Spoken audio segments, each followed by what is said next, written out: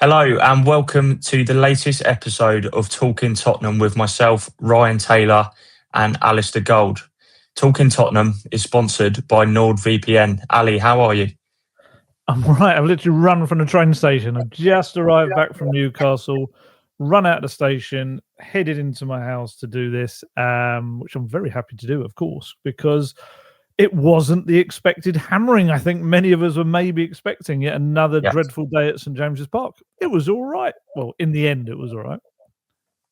I think, you're absolutely right what you're saying now. I don't think many Spurs fans probably would have given themselves a shot at getting a result, particularly after the Carabao Cup defeat at St James's Park earlier in the season. But a point for any side, really, nowadays, going to St James's Park is not the worst result, but it was more the manner of it in how Spurs actually fought back, particularly so late in the game to take something from the game.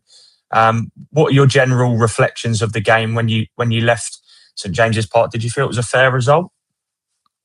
Just about. In terms of, I think Newcastle could rightly say, well, we had 19 shots at goal, and like Spurs had 8, and they only had the 2 on target, which were the goals. But I think little things like the VAR decision with the penalty for me was harsh as anything. And I think, if you're going to show the character to kind of fight and battle and get yourself back into it, then, look, I've been at that stadium, as many of those Spurs fans that have made that trek up have done. I've been there and just watched goal after goal after goal, like in the first 20 minutes, that dreadful rain-soaked encounter under Cristian Stellini.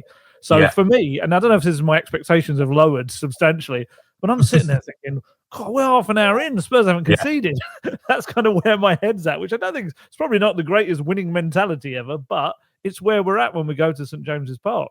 You kind of expect bad things to happen. So I think for the fight they showed, I definitely walked away thinking it wasn't, look, don't get me wrong, I wasn't blown away by the attacking performance. That's something that still really needs to be fixed. But I think if you can go to a ground like that against a team that's won 7 out of the last 9 matches, come away with a point, I think you could feasibly use that as a bit of a turning point, as long as they do, and it's not just this outlying kind of result. Totally agree. I think what's important and what I took away from the game was obviously we had some of these reports that maybe some of the players were confused about their tactical instructions under Frank, but actually that looked like a team to me that was playing for the manager. And I think we saw a bit more solidity about Spurs, and there was a real sort of character to wrestle themselves back into the game. But just on the what we talked about on the last episode with the Porro statement, the fan reaction to Vicario. I mean, Vicario was excellent again, wasn't he? I think, it's not easy for a goalkeeper in the sense that if they make a mistake, it usually ends up in a goal. If you're playing as a striker and you miss a chance, you can go again. You've also got so many players behind you in the sense of bailing you out of trouble. But just a word on Vicario, Ali, because so many crucial stops, and also he was good at sort of judging when to punch, etc. Because Newcastle were a giant team, and when they sling those set pieces in, it must be difficult to handle at times. Yeah, you're spot on. I think that's something people sometimes miss in all of that. Yes, there was saves. He didn't actually have to make too many kind of crazy acrobatic saves or anything. Yeah, but you're spot on. What he did with the kind of ball coming to the box was probably the most important stuff. There were some really good punches under pressure. There were a couple of times he claimed the ball just in those moments when they needed a bit of breathing space.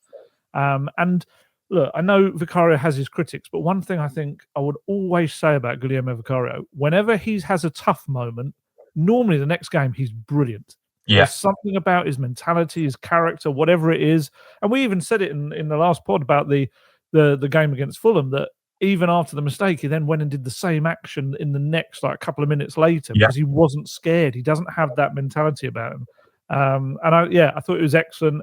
And the nicest part for me was after he made that early save from Lewis Miley, just suddenly you heard the Vicario chant. It's the old one. It's the Antonio Conte one that's kind of been repurposed. And it was just, it warmed the heart. Let's be honest. It was really nice because I'd been up on the train with a lot of the Spurs fans heading up. I'd spoken to various ones in the station as well as on the carriage and around the stadium as well. And there was this common theme among all of them, to be fair. Not one person said otherwise.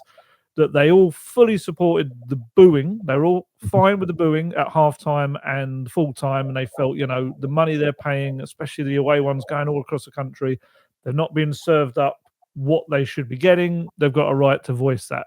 However, everyone I spoke to said they didn't like the targeting of Vicario. And whether that is, I don't know, whether that is just purely something about them as fans that go home and away, whether it is, I was thinking about this, Vicario's parents, for instance, are like quite a funny little kind of intrinsic part of the away day experience. They're in there among the away fans. And I wonder how many of those kind of away fans have had a chat with them, have got this kind of, they've taken them in as two of their own. And I wonder whether that gives them a little bit more context with Vicario, maybe. I don't know. But certainly a lot of them said they were not happy. And actually a few of them said they were trying to tell off people around them in the stadium, saying, don't do that. It's not helpful. So I always thought the away fans would give us a slightly different reaction. And they certainly did. It was brilliant. They did it throughout the game. They did it after the game. He went over and had a little moment alone with them when he kind of applauded up to them and they sang his name again. And it's just, that's what you want. And Thomas Frank, while backtracking a little bit on some of the stuff in the pre-match press conference, was spot on. Tottenham Hotspur is nothing without the fans. And those away fans especially, you hear them everywhere. And St James's Park is the noisiest, probably one of the noisiest stadiums you'll go to. And you heard them throughout the night. And if you've got them behind you, you can kind of achieve anything. And I think if they can translate that to the home games, that sense of togetherness Thomas Frank's looking for will be absolutely there and in full force. 100%. I think you're absolutely spot on there. I think it's probably not just applicable to Tottenham, but there are other clubs in the Premier League as well, that the away fans are the true representation of maybe the thoughts and opinions of the kind of diehard supporters, the ones that pay so much money. And it's clear that, as you say, Vicario is still, immensely popular amongst those. I think it was important not just for Vicario last night to respond because, as I said on the last pod, I think Fulham at times in that first half looked capable on Saturday of scoring 3s and 4s, and it could have got real ugly. So I saw a lot in Tottenham last night that really impressed me from a defensive perspective. Obviously, maybe a little bit of eyebrows raised when Mickey van der Ven was on the bench. I think, you can see logistically why Thomas Frank has done that. He's played an awful lot of football this season, particularly when Romero was out with the adductor injury. But I thought Kevin Danso was good as well. I think second half, there were a few moments when, Newcastle love to put the ball in behind and they've got so many runners that just get their head down and it can't be easy. But I thought at times, Romero and Danso in particular, I think Romero, it might have even just been after the second goal. I'm sure there was a key kind of intervention he made. It might not look significant on replays, but at the time when I was watching it, I was thinking, that was important in the context of the game. So a call that Frank actually got right, because in the sense, if they had conceded maybe 3 or 4, everyone would go, why has he dropped Van der Ven? So, I think it's important that Spurs do have that strength in depth at the same time. Yeah, absolutely. And the Van der Ven, I knew as soon as I saw the team sheet, I was immediately like, I know what the reaction is going to be to this. But then my brain instantly went to why, because, this is a guy that has had a lot of hamstring injuries over recent years, and he has played 3 in 3 days. 3 in 3 days, that would be incredible. He's played 3 in a week, on top of kind of his international commitments as well. And when you've got someone like Dancer that can come in, and to be honest, while Mickey van der Ven has, incredible pace and he's developing into a wonderful defender, I would probably say that Danso's the better aerial kind of defender. And I think when you have, you said it at the top of this, when you've got Voldemar, Burn as well. And Joel Linton. Yeah, how do you pronounce the other centre back? Is it Thiaw? Malik Thiaw.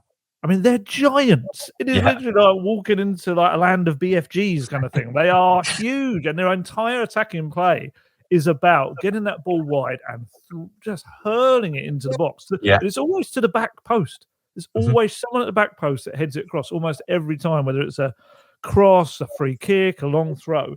And I thought Danso was terrific. I thought it was so good. I thought Romero, like you said, had some key moments, and of course had incredible key moments at the other end of the pitch. But I actually felt Danso was probably actually a bit more consistent with his defending on the night. Romero, I remember him getting skinned by Harvey Barnes at one point.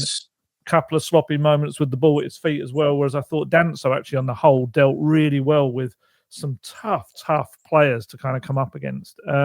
So yeah, I think it was a decision quite right. We criticised Frank for not getting his starting 11 right in terms of certain aspects of it, and I think we have to say he got the defence right Definitely. last night. Some quibbles maybe about the midfield and possibly up front, but yeah, definitely the defence kind of looked to be more suited to handling the threat that Newcastle were going to bring. And that's the thing I would say. It sounds weird to say when they had 19 shots, but I wouldn't say, kind of said it at the top, I don't think Vicario was hugely tested in that regard. No. I know they hit the post. Miley's shot was probably in the second half. Was it Joe Linton hit the post in the first Joe half? Linton hit the post in the first half, yeah. Miley had sort of shots in either half. The second half was a really good save from Vicario. But I know what you're saying. None of it was real sort of clear cut. That was a massive chance miss sort of thing. So it was limiting them to sort of shots from decent range. And, you kind of back Vicario with his height and his frame to sort of save them. But he did make some good stops, no doubt about it. We did. What do you make of the midfield? Again, I think you sort of touched upon it briefly there. I think with Spurs, we're always going to be sort of discussing and deliberating over the midfield. I think generally, it was effective in a sense because when you go to Newcastle and you've got these sort of, I know Bruno started on the bench last night, but they're just like road runners in the middle. They're just out to smash and sort of box to box, all of them. Even Tonali, who sort of generally plays as the number 6. So many times he'll crop up in the final third, and traditionally a kind of number 6 is someone that sits and holds it all together and gets the ball off the back four. But Lewis Miley has, of course, been really impressive, played well at Everton last week. And Joel Linton is another player that, on his day, he can be unstoppable. So I think they done well to kind of take the fight to Newcastle in a sense. And there was kind of some tidy moments on the ball. We kind of saw a few sort of half attacks that maybe didn't come to as much as what they might have hoped for. But I think generally the moving of the ball, there was an assuredness about Tottenham at times in possession that I thought was bright. I think just going on to the forward players as well, I think Kudus, I know he can be frustrating, but I mean, the last 2 games that I've watched him, I've been really impressed actually with kind of the variety in his play because he can come back inside on the left foot, but he's not afraid to sort of go down the line and cross on his right as well. So, yeah, what did you make of kind of the midfield and the forward players in that sense?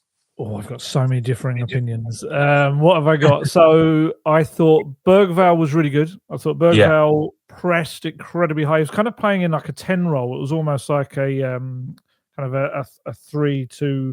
No, wait a minute. 3. What am I going on about? 4-2-3-1. 3-1, yeah. And I felt he did everything asked of him in that respect. Obviously, he's not going to be a playmaking number 10. He's not going to be someone that threads a little through balls. Maybe that will come in his game, but he is a willing runner. He had a couple of really nice dribbles. He seems a bit obsessed with back flicks at the moment, and to be fair, he almost scored from one. He just went over the bar, but he was trying a few in the game. But I thought he played well. I would say Søren Bentancur, like you said, I think they dealt well with a lot of the physical elements of the game. I had some quibbles over their ability to progress the ball as quickly as I think I wanted them to. There were a few moments when okay, we're breaking. They're breaking. No, okay. And the ball just kind of stopped, or Bentancur gave it away a few times and things like that. So there is a part of me that wonders whether, and again, I'm no Premier League manager, but I wonder whether maybe Bergvall being the person alongside Bentancur and maybe having Xavi ahead of them as the 10, maybe just would have, you could argue strength-wise they might have lost the midfield battle too much, but they might have also created more to give them problems going the other way. In terms of the attack, I actually thought, I'm going to disagree with you, I thought Kudus, aside from the assist and the early ball into Bergvall, I thought it was a bit hit and miss for me. I felt he's a moment's player, isn't he? He really is. He really is. And I felt he was a little bit more slapdash this time than normal. There were a few moments around his own box where he started juggling the ball. And it's like, what are you doing? The crowd are getting a noise around them. They're under kind of a little bit of the cosh at the moment, and yet you're kind of juggling the ball. And he gave it away a couple of times and put them under kind of a bit of pressure. And I just felt there were a few times he ran down alleyways where there was no kind of exit. And that could well be that people weren't given the options. And the other thing that annoyed me slightly was that I thought Brennan Johnson had actually quite a good game, mainly off the ball. He kept making these really good runs in behind the defence. And Porro and Kudus was so intent on doing what they often do in games, which is sideways to each other, pass, backwards and forwards when they can't find a cross into the box. So they were just ignoring the fact that Johnson had made these really good runs in behind. And when you've got a big lumbering defence, that's how you target it. You get in behind them with quick, nippy runners. And he kept making these runs, and I was almost shouting from up in the press box, like, come on, look at him. Yeah. They just weren't passing the ball.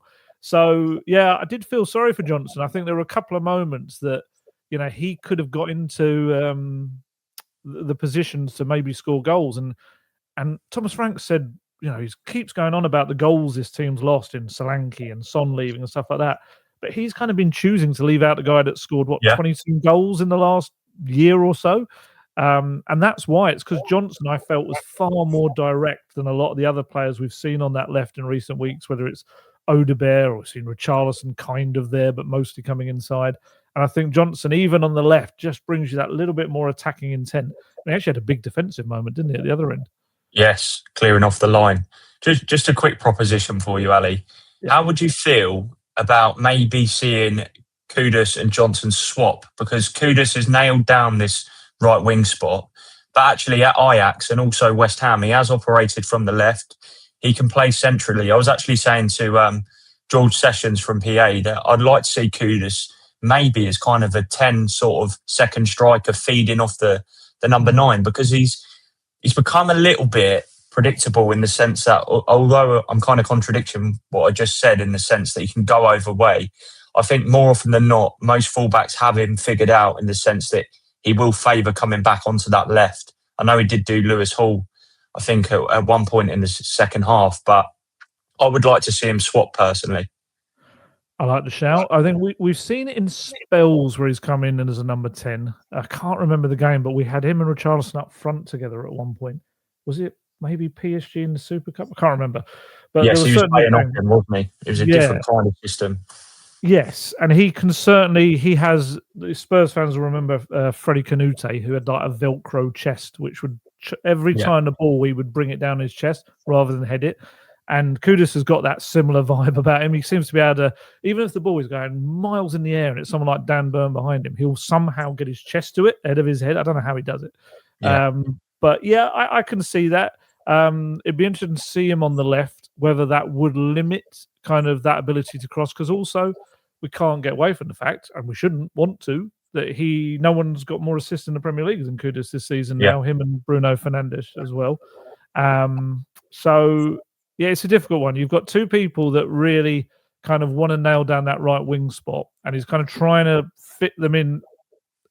I mean, when was the last time Johnson started? It's been about a month, hasn't it, since he started? Yeah. So yeah, maybe probably that is Copenhagen, wasn't it? Yeah, I think it could be. I feel like there was a league game after that he started.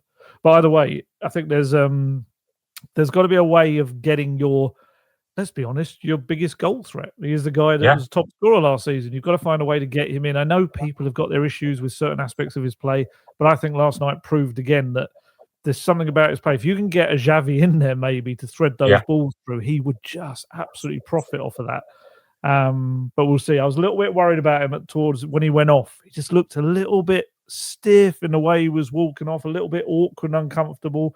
I think it's been drilled into me, this fear of Tottenham injuries and the growing list. I just hope he's not added to that. But yeah, I think it's a great shout, moving it around a bit up there.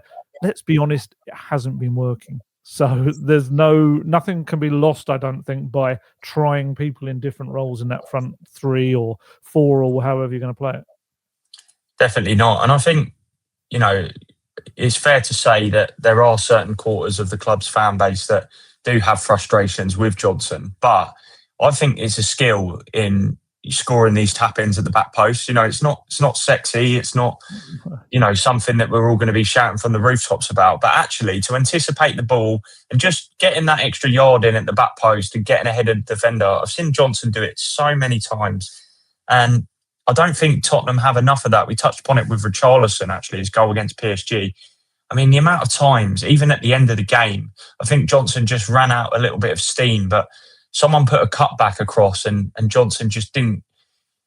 I don't know. Usually I'd associate him with being there, but maybe whether he was fatigued or, it did look like he was a little bit tired when he came off. So I'm not sure, but I do agree with you that I think that's Johnson is always going to carry a threat. He might go quiet in matches, but, it doesn't surprise you when he pops up and scores these goals, whether it's rebounds or he does like to run in behind. So I'm with you. And I am so surprised. I actually put it to Frank when we were in Monaco that, why is he not playing, so to speak? Because it just seemed a little bit odd to me because he started the season so well. I think goal against Burnley and City, and then he just sort of fell out the side, a bit like Pat Matasar.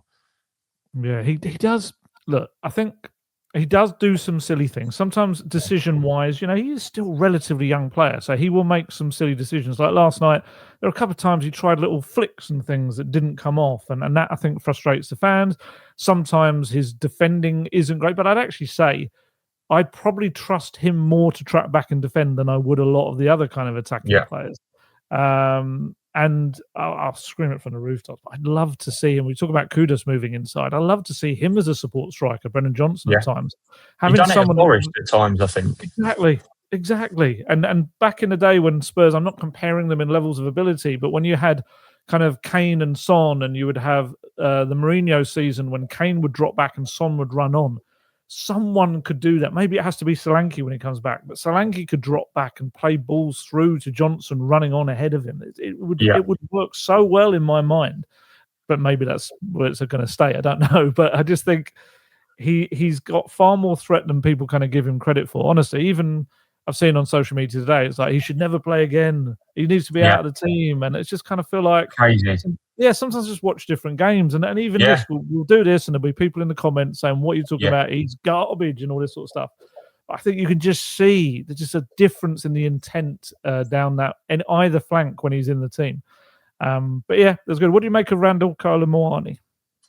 I actually liked his performance again. I think, again, he's got that hunger in and around the box, and I know some of it didn't come off. I think there was a point where he was asking for a penalty that wasn't a penalty, but I just think he's a nuisance. And to me, we touched upon the hunger in the last episode, but I do really see it. I feel like he's kind of had such a slow start to his Tottenham career because he hadn't had much for pre-season. He had that dead leg that mysteriously kept him out for about 5 matches. But I think he's got the taste for it now. I think, maybe at that game against PSG has really sort of ignited that hunger. And there's quite a nice battle actually sort of brewing at the moment between him and Richarlison. I know they linked up well, but both of them must have in the back of their minds that eventually Dominic Solanke will be back, and the likelihood is Frank will probably only play with one striker, although some of those can play on the flank. So I was quite impressed. It didn't obviously quite come off for him, but I just think the movement is really. I've seen a lot of strikers in the Premier League nowadays sort of almost lazy in their kind of play, in the sense that they can't really be. They don't want to make that extra yard run, or they sort of give up on balls. And I don't really see that with Kolo Muani. And sometimes it didn't come off, but I just think there's a sharpness about him building now, and that must have come with the fitness. Yeah, 100%. I mean, I think we talk about lazy. I think my expectations of him were quite lazy, and I think I was just expecting a goal scorer who also had the ability to run with the ball. And to be fair, he's really taken on the Frank philosophy of pressing high up the pitch, and he never stopped. And yes, you're right. It's testament to the fitness work they've been doing with him, like in the international break as well, and kind of he'd come back with the mask and all that sort of stuff, and actually the previous international break as well, I think. They've really, really worked on that. And I would say, with no disrespect to Richarlison intended, because he definitely has qualities, and before this game he'd scored 3 and 3, but I think Randall Kolo Muani is probably more of an all-round striker than Richarlison is. He can do a bit of everything, and he's more mobile than Richarlison is as well. I still think Solanke is probably the most complete of all 3 of them when he eventually does come back, hopefully one day in the future. But yeah, no, I was really impressed with Kolo Muani. It was one of those doing the dirty work performances where he didn't get his rewards. On another day, he does all that and he's in the right place. But I think he was kind of doing a lot of the work that would then allow Johnson to make those runs in behind. It's just unfortunately didn't have a player on the pitch who was able to spot those runs. What did you make of the exclusion of Xavi? That's 4 in a row now. I know it is a talking point that needs addressing, really, because I know a lot of the Spurs pack have kind of spoken about this in recent week or asked Frank questions, and we were talking about it on Saturday ahead of the Fulham game. But to me, I think if you were hell-bent on bringing this player in and you absolutely wanted him in and it was 100% your signing, I think he would be playing more regularly. I mean, I'm not... I don't want to speculate about who exactly maybe pushed hardest for the Xavi signing, but to me, there's something about him that maybe Frank isn't 100% sold on at this moment in time, whether it's rhythm. And I know Frank has referenced that we're still so soon into the season. There does need to be a period of adaptation, as we've seen with a lot of players that have come to the Premier League from the Bundesliga, not least Florian Wirtz. But I don't know. I just don't think Frank is 100% sold on him at this moment in time, which, given his contribution, maybe you can understand to a degree. But at the same time, as we've mentioned, you need that rhythm to sort of build. And I don't know. I like Xavi and I would like to see him play, but it's a conundrum that I don't see him being solved anytime soon. Yeah, could well be. Ali, halfway through the show, I know how much you love doing this. Do you want to give us the benefits of using NordVPN? Yeah, absolutely. People might have just missed this part of the whole thing. I'm sure they haven't, but certainly I didn't need to use it in Newcastle, NordVPN. It's not quite a foreign country, although sometimes trying to understand some of the things that people were saying, it's they're lovely people. They're absolutely lovely people. It reminds me because my mum's Glaswegian, so it's a very similar kind of dialect to try and work out the things I was being asked and stuff. They're really nice. But yes, it was not a foreign country, but I was in Paris for the PSG game, and I was using NordVPN frequently there to kind of being able to access things back home, because that's the beauty of NordVPN, as well as the security aspect of it, kind of locking up your devices. You can also use it to access things you might want to watch back at home. And in my kind of case, I was able to kind of get the TNT sports coverage back home to check on replays, because I wasn't really near a replay screen. So that was incredibly helpful. But you can also use it the other way. If you're at home, you can use it to access services from abroad. You might want to book tickets for flights or book hotels or anything. Do it. Make your device think it's in the foreign country, and then you might get better deals by using that location's version of websites and things like that. There's so many different things to it. And that's not even saying that NordVPN, as people should know by now, is the fastest VPN in the world. That means there's no buffering, no lagging, and you can stream your favorite shows from anywhere in the world without your bandwidth throttling. And of course, we're talking Tottenham. We've got the best discount off your NordVPN plan if you go to nordvpn.com/talking Tottenham. Our link gives you 4 extra months on top of the 2-year plan. And there's no risk with Nord's 30-day money-back guarantee. And in case you missed it there, because I garbled it out there, the link is in the podcast episode description box. And what I would say on Xavi, just quickly on him, is that I think you're right. I think there is an element of maybe a kind of like a third choice player in terms of, we know who the perfect person was. It was Morgan Gibbs-White. That was the 10 that absolutely Thomas Frank has wanted. He's wanted him for 3 or so years. When he was back at Wolves, he wanted him. And we know what happened with that. We don't need to go over that because it's still as painful and just ridiculous going back on it now. And then we know they went for Eze, which was kind of like a long-term club target. And it kind of feels like Xavi was, and Spurs fans will hate this word because it's often used, an opportunity signing. It was almost like, oh, maybe Chelsea can't actually afford to get him at the moment because they can't get rid of, I think it was Nicholas Jackson, wasn't it, at the time? Yeah. Maybe we can nip in here and get one over our rivals, maybe without fully looking at the fact of whether he was the perfect player for Frank and the system and everything. I'm sure they did. I'm sure I'm doing them a disservice, but it does feel certainly like, especially in the last 4 games, that Frank is not entirely sold on him yet. It'd be interesting to know what he's like around the training ground, because there were always suggestions, weren't there, at Leipzig that he was, I mean, he's a young player that kind of had this rapid ascent through Barcelona and PSG and everything, that maybe he wasn't as, what's the best way and politest way of putting this? Didn't deal with things as well when they weren't going his way, and he would let his feelings be known to those around him. And I'm very intrigued to know kind of what he's like around the place at Spurs, and whether he is venting his frustrations at not being in the side, and whether there is any sulky nature to him or anything, I don't know. But certainly I felt like when he came on yesterday, suddenly the ball was getting into the box more. Suddenly they were being more progressive. I know they kind of had to chase the game more when he was coming on, but I did feel like he was just attempting to link up with people. People were able to suddenly play 1-2s with him, and the ball would come off and back into their path. And I think it's just something Spurs lack. And if you only have one playmaker and you're struggling to score goals, just use him. Please use him. Yeah.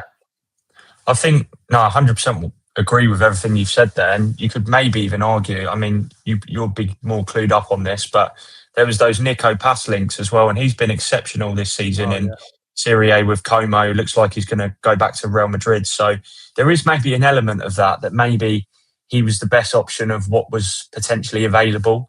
Yeah, the best of the rest kind of thing, yeah. Exactly. But, I mean, I don't want to be too harsh on him, because he's, I am a fan of him. And I think ultimately, whenever people talk about him, it's always, I kind of liked he made a few nice passes into the final third. I think ultimately, in black and white, people are judged certainly in Xavi's position, on goals and assists now. Everyone's obsessed with numbers. They want to see goals. They want to see basically what we saw against Copenhagen, where Xavi, before he was subbed off, was fantastic in terms of creating chances for his teammates. So I do think it will come, but the problem is that there's so many players that can play in similar positions at Spurs. Maybe not natural creators like Xavi, but you've got your Bergvals, Kudus can play centrally. Archie Gray's played a bit more advanced in recent times. I'm sure there's some others as well, but I think, I'm sure we'll see more positivity with Xavi, and the festive schedule is going to bring up a lot of matches. So I'm sure he'll get his opportunities. Just to go back to an incident that we must discuss, unfortunately, it's that penalty, which I still cannot believe. I mean, as the listeners will know, I'm not a Tottenham fan, but it angered me when it was given, because I just thought, what are you seeing here? You've got Dan Burn, who is 6'7", cleverly kind of got Bentancur in this kind of headlock almost. It depends what way you look at it, but that's kind of what I was seeing. Ali, talk me through that process when you're in the stadium. You've got stuff you've got to write, and you're kind of waiting to know what's going on. What were your initial thoughts anyway? Well, my first thoughts, I love the fact that we're only 3 episodes into this podcast and you're already getting angered at decisions against Tottenham. I think that's a huge leap forward.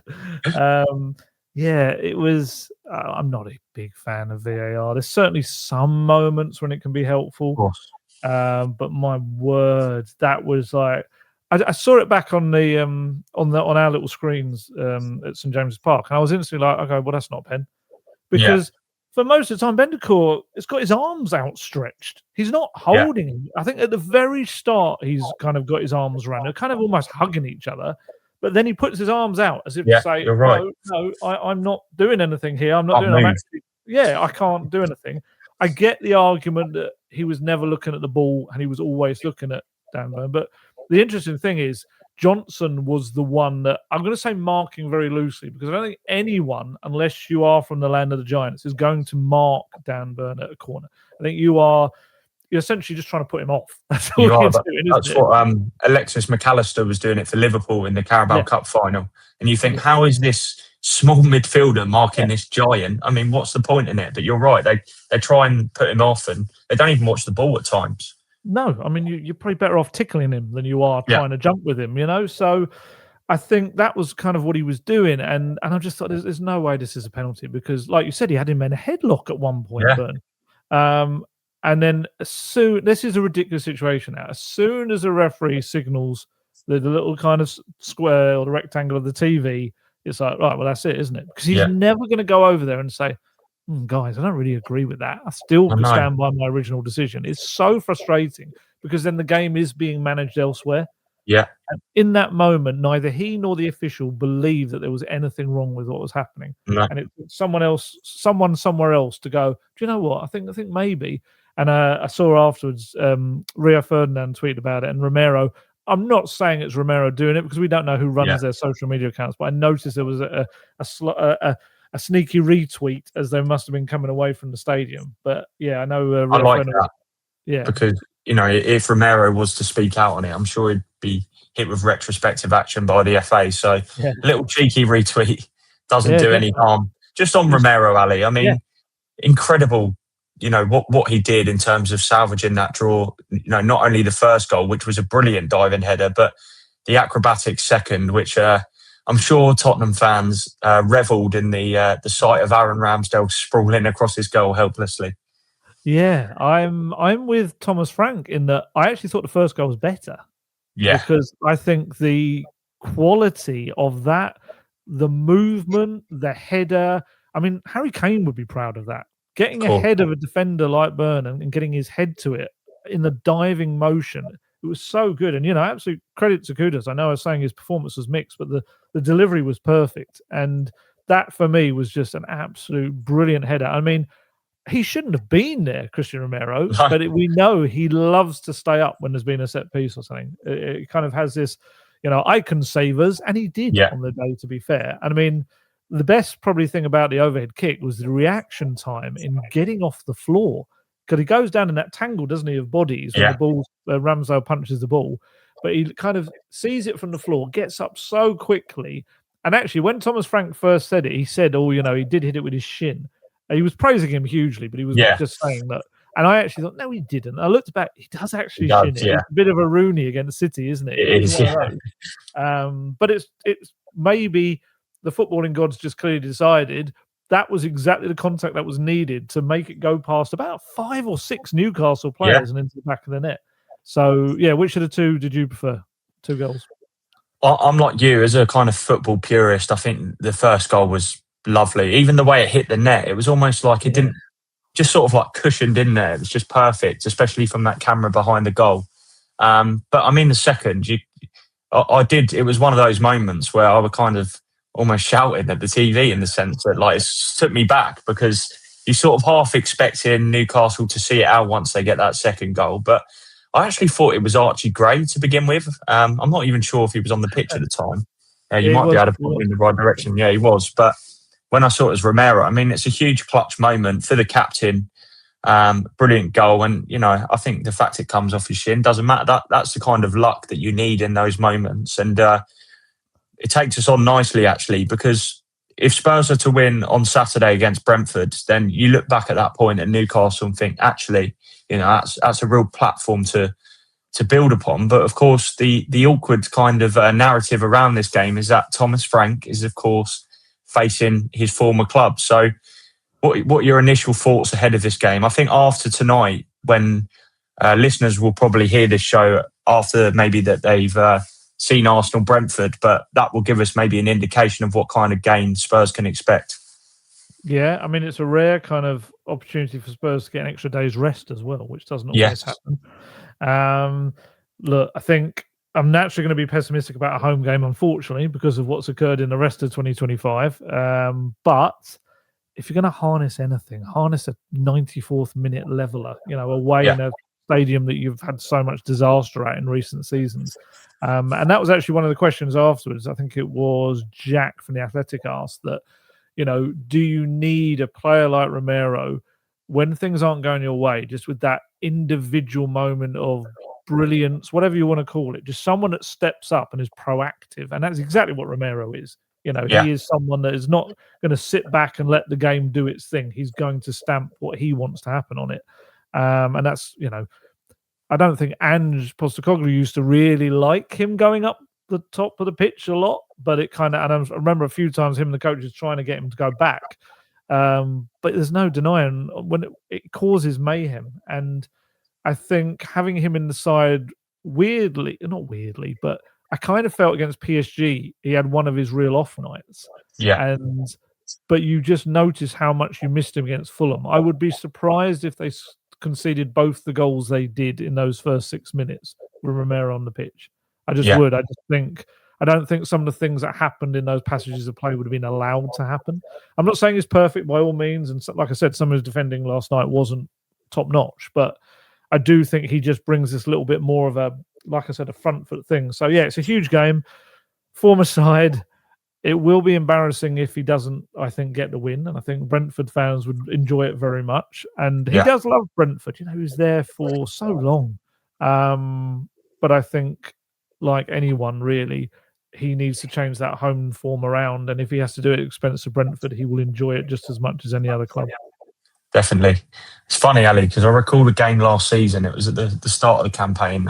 Pretty sure Brian and Mbumo put Brentford ahead with a sweeping volley inside the opening minute, it might have been, or certainly opening couple of minutes. So it's just one of those where, you know, you can talk about the game and how it goes, but there might be a bit of jeopardy, so to speak. But we're talking about Vicario earlier in the show, and just, you know, how resolute he was from that Newcastle ambush. We're going to have to see something similar from him again, really, because that Michael Coyote long throw has been a weapon of mass destruction. And also wanted to touch on Igor Thiago, because he's a real handful, and Thomas Frank didn't have him at his disposal last year because of injury. But I'm looking forward to seeing that big physical duel between you know, probably Romero, Van der Ven and Thiago, because although a lot of his goals have been from penalties, it's another tough physical challenge. And just a quick note as well, against Arsenal tonight, if Kevin Schade or Nathan Collins are booked, they will miss Saturday. So that's something for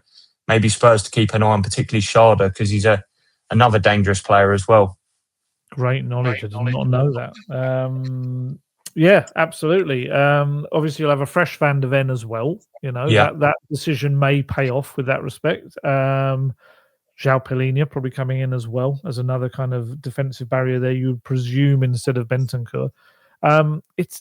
There's some real great physical battles there. Yeah, the two long throw kind of teams, as it were, or two of them. It seems to be a Premier League of long throw teams right now.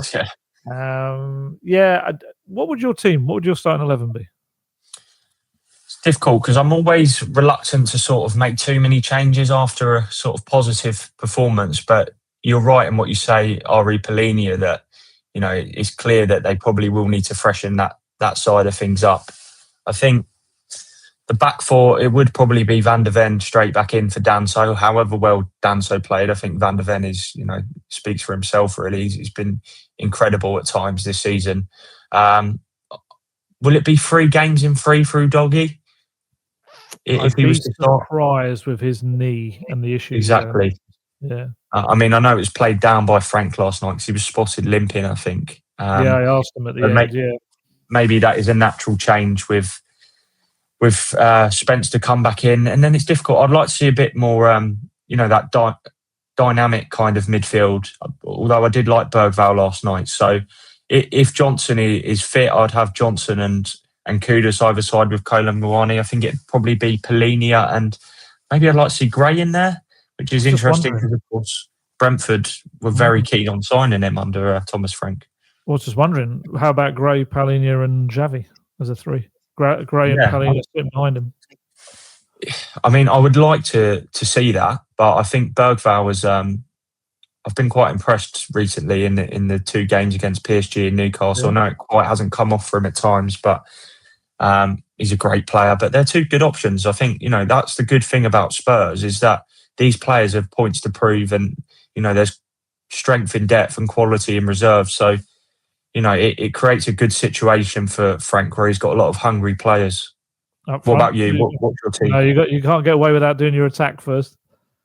I'd have Johnson on the left, Kolo Muani and Kudus with... I'll stick with Bergvall for now, but, you know, I would like to see Xavi.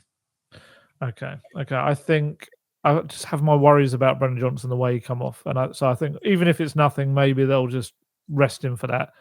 Bergvall, I 100% agree with you, but I just wonder whether, because he started so many games, having not started ones, whether they'll take the Mickey Van der Ven approach and maybe just say, give him a little bit of a kind of a come off the bench in this game.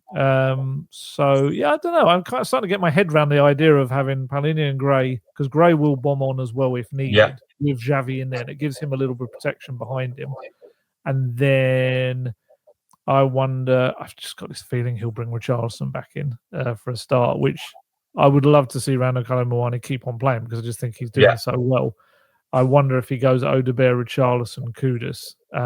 But I would like to see Kolo Muani start. And yeah, I think you're right. I think it's probably Spence for Vicario. That would be awkward for Spence for a doggy.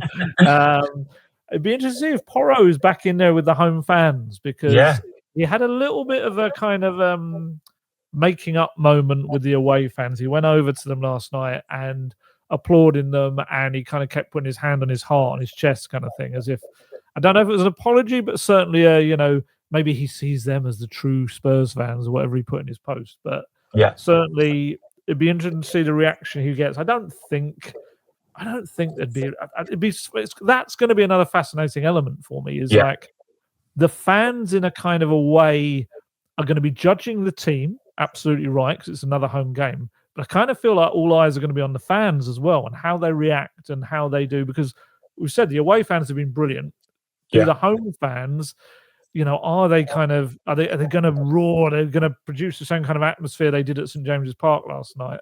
Or are they going to be more, I don't know, just fearing the worst, which, like I said, I kind of am as well. Not, I've been drilled into me that, well, I'm hopeful that they won't. But yeah, it'd be really interesting to see how they go, because I think all eyes are going to be on them with all the reports of the booing and stuff. So I hope they've kind of put on a show themselves as well. And it's just a bit of a great day at the Tottenham Hotspur Stadium. We need one of those. There's been too few and far between. Yeah, definitely. I think it makes a big difference playing at 3 p.m. on a Saturday as well. I think, if Spurs were to be at home straight after the Fulham game, say in a Champions League match or whatever, then maybe it might have been a bit more of an issue. But I think there's enough to kind of wipe the slate sort of clean. I know not everyone will be in that camp, but I do feel like there's a good, it's nicely poised for Saturday for a good performance and result, and especially heading into this packed December, that it's important that the fans are still on board, but ultimately that is up to the players. But just to touch on, Ali, next week, Slavia Prague. There's been the news today that Sonny is going to be back in town, which is a real feel-good kind of piece of news, which has been a rarity really this season. But hopefully a win against Brentford, and then Sonny's back. How happy were you to see that? And I know it's been in the works for a couple of weeks or maybe even months. Yeah, no, it's lovely. It's lovely seeing back. He is obviously a club legend. He's been there 10 years. He lifted the trophy. He did everything that kind of he set out to do, Premier League top scorer as well, and just one of football's nice guys too. So I was very fortunate enough to be there at his final game for Spurs. And that was a very emotional occasion. And he was very emotional. And now he gets to come back and speak in front of 60. Well, I'd say 60,000. I would have actually normally anticipated that wouldn't have been a great attendance. I wonder now how many. Not saying it's a cynical marketing ploy by Spurs and all that sort of stuff, but it's a great decision for them. They're probably loving the fact that he's coming back, because I think that number suddenly bumps back up, because I think people will want to see him one more time. Definitely. It'll be great to see him back, and I would imagine I'd be shocked if there's not a few tears from him when he talks to the crowd as well. Of course. Be good if he could bring his boots as well. You never know. We could stick him back on the left wing. They have missed him. He's been outstanding in the United States, and I think it's good that he's coming back, especially after ruling out a loan back to Europe in January. I think that would have been quite strange, really. Obviously, it's clear he probably wouldn't have come to the Premier League, but it still would have been strange seeing him in other colours in Europe. So that's going to be an interesting prospect next week. And of course, Tottenham need to win as well. Yeah, absolutely. So, they need to they need to kind of wrap up this little current week after a tough first week after the international break. Let's wrap it up with 3 decent performances. A draw and 2 wins would be lovely. That's brilliant, Ali. That is time to wrap up probably the longest episode we've done so far, Ali. I know we've been working against the clock in recent days. But to get your best discount off your NordVPN plan, please go to nordvpn.com/talkingtottenham. Our link will also give you 4 extra months on the 2-year plan. There's no risk with Nord's 30-day money-back guarantee. The link is in the podcast description below.